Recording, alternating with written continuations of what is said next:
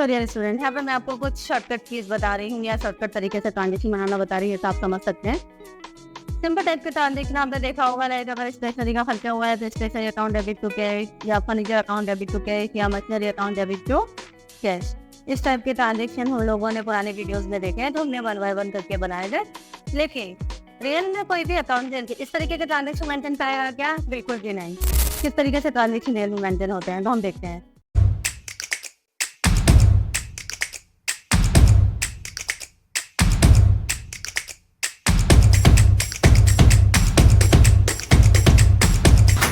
आज है 7th of July.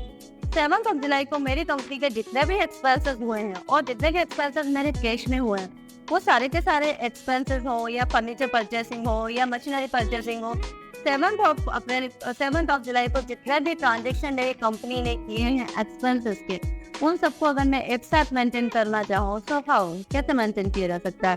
तो सबसे पहले स्टूडेंट आप देख रहे हैं, आप लोग हैं गेटवे ऑफ टैली पर। कंपनी का नाम है हमारा अर्थ कंप्यूटर। यहाँ पर आपको ट्रांजेक्शन वाउचर दिखाई दे रहा है। अकाउंटिंग वाउचर पे डायरेक्टली शॉर्टकट की होता है वी को प्रेस कर दिया, आप कहाँ पर आ जाते हैं? अकाउंटिंग वाउचर पे। डिफॉल्ट टैली पर यही मोड सेट होता है, लेकिन जब मैंने आपको बताया डेबिट क्रेडिट फॉर्मेट, तो F10 पर आप आइए और आप एक बार चेक जरूर कर लीजिए। फर्स्ट सेकंड नंबर का जो फीचर है वहाँ पर लिखा हुआ है use single entry mode for payment receipt and Contra. Payment receipt और कॉन्ट्रा को सिंगल मोड एंट्री कैसे बनाया जाता है, ये ट्रांजेक्शन में आपको समझाने जा रहे हैं स्टूडेंट। कंट्रोल से आप इस फॉर्म से बाहर आए, पेमेंट F5 प्रेस किया, आप यहाँ पे लीजिए कैश। Alt C से आपने एक लेजर दे दिया स्टेशनरी का, स्टेशनरी अकाउंट। आप सभी लोग जानते हैं कि स्टेशनरी क्या होता है हमारे लिए, इनडायरेक्ट एक्सपेंसेस। और अगर नहीं भी जानते हैं तो आप जान लीजिए कि बिजनेस में जितने भी खर्चे होते हैं वो क्या कहलाते हैं हमारे लिए? एक्सपेंसेस। बिजनेस में एक्सपेंसेस भी दो प्रकार के होते हैं, डायरेक्ट एक्सपेंसेस और indirect expenses. Related to production से रिलेटेड जितने भी एक्सपेंसेस होते हैं वो सारे कहलाते हैं डायरेक्ट एक्सपेंसेस। प्रोडक्शन के अलावा जितने भी एक्सपेंसेस होते हैं वो कहलाते हैं इनडायरेक्ट एक्सपेंसेस। स्टेशनरी आपने परचेस की है कंपनी के लिए 10,000 रुपीज़ की, वो कैसे परचेस की है आपने? कैश में। उसी समय पर उसी डे को 1 अप्रैल को ही आपने क्या परचेस कर लिया स्टूडेंट? फर्नीचर भी परचेस किया। फर्नीचर अकाउंट कैसे बनाइए? और फिर आप सभी जानते हैं कि फर्नीचर हमारे लिए क्या होता है? फिक्स असेट्स होता है। तो हम उसको कहाँ पर सिलेक्ट किया है? फिक्स असेट्स पर। दुनिया के किसी भी कोने में आप चले जाइए, जब भी आप अकाउंटिंग करेंगे तो फर्नीचर आपके लिए क्या होगा? फिक्स असेट्स ही होगा।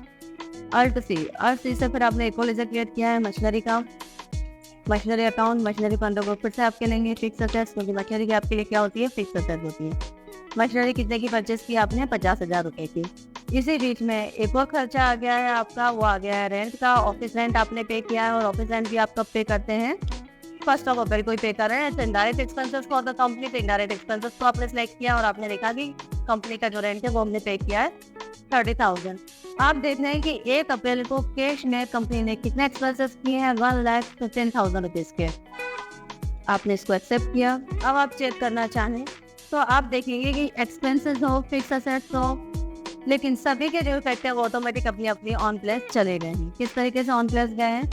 यहाँ पर आप देखिए अप्रैल पर एक विंडो लिखा हुआ आ रहा है फाइनल अकाउंट। अगर आप फाइनल अकाउंट को फाइनल अकाउंट की तरह नहीं देखना चाहते हैं तो जनरल पर आइए, और यहाँ से जो सेकंड वाला फीचर है use separate menu for final account, इस फीचर को आप इसी दिन नो कर दीजिए। कंट्रोल से आप बाहर आएंगे। फाइनल अकाउंट्स के अंदर 2 ग्रुप सेट थे, बैलेंस शीट और प्रॉफिट एंड लॉस, उनको आप रिपोर्ट से बाहर ले आए हैं। बैलेंस शीट को अगर आप एंटर करते हैं तो आप क्या देख पा रहे हैं कि वर्किंग कैपिटल है हमारी 1,15,000। फिक्स असेट्स है हमारा 15,000। कंपनी का प्रॉफिट एंड लॉस कितना है? 14,000। प्रॉफिट एंड लॉस पर अगर आप आते हैं तो आप क्या देख रहे हैं? हमारी कंपनी के इनडायरेक्ट एक्सपेंसेस कितने हैं? ओनली 40,000 है। 1,15,000 का कंप्लीट ट्रांजेक्शन हुआ था उस वाउचर पे, लेकिन हमारे एक्सपेंसेस को कितना दिखाया है उसने? 14,000 दिखाया है। क्या दिखा रहा है? एक्सपेंसेस। रेंट का एक्सपेंसेस कितना हमारा? 30,000। और स्टेशनरी का एक्सपेंसेस कितना हमारा? 10,000। ऐसे कंपनी का जो टोटल एक्सपेंसेस हुआ है वो कितना हुआ है? 14,000। बैलेंस शीट को आपने चेक कर ही लिया है। और अगर पर्टिकुलर इफेक्ट आप देखना चाहें तो आप कहाँ पर आएंगे? Display, account book, ledger. Furniture से आप आइए, आप देख पा रहे हैं कि फर्नीचर का टोटल फर्नीचर हमने कितने का परचेस किया? 25,000 का। मशीनरी कितने का परचेस किया हमने? 50,000 का। रेंट हमने कितना पे किया? 30,000। स्टेशनरी कितने का परचेस किया हमने? 10,000। पर्टिकुलर हर एक लेजर पे ऑटोमेटिक एक ही एंट्री पे सारे ट्रांजेक्शन बनाने के बावजूद भी अकॉर्डिंग टू लेजर ऑटोमेटिक उनका जो इफेक्ट है वो अपनी प्लेस पर सही प्लेस पर पहुंच चुका है। Thank you so much. I hope concept clear हुआ है आपका।